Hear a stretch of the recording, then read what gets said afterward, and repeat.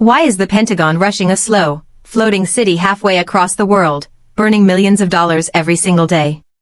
In an age of stealth bombers that can strike anywhere on Earth within hours, why does the United States still rely on massive aircraft carriers? Here's the answer. Moving a U.S. supercarrier from the South China Sea to the Persian Gulf is not a simple trip. It's a full-scale military operation. A single carrier strike group includes destroyers, cruisers, submarines, supply ships, and nearly 7,000 personnel.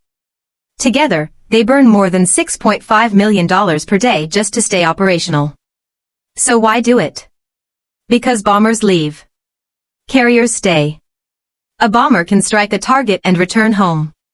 But a carrier parks off an enemy's coastline and remains there day and night, week after week. It brings up to 70 fighter jets directly to the front line. That means constant surveillance, rapid response air patrols, and the ability to launch strikes within minutes. This creates something extremely powerful, a persistent no-fly zone. Unlike bombers that must travel thousands of miles from distant bases, carrier aircraft operate right from the ocean. They don't need foreign airspace permissions. They don't depend on fragile diplomatic agreements. And this is where physics meets politics. Launching aircraft from land bases in places like Qatar, Japan, or Europe requires approval from host nations. Those governments can say no, impose limits, or withdraw access during political tension. But international waters belong to no one.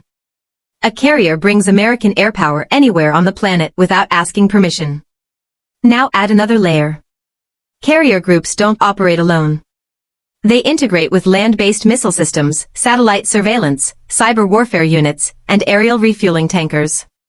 This creates a moving combat network, a floating command center that coordinates air, sea, and space operations in real time. And carriers send a message without firing a single shot. When a carrier strike group arrives, it signals commitment. Allies feel protected. Adversaries are forced to recalculate.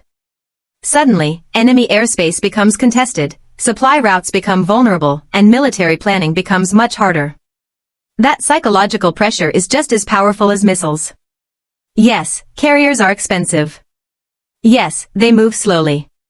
But what they provide is something no bomber can replace: permanent presence, immediate response, political independence, and global reach.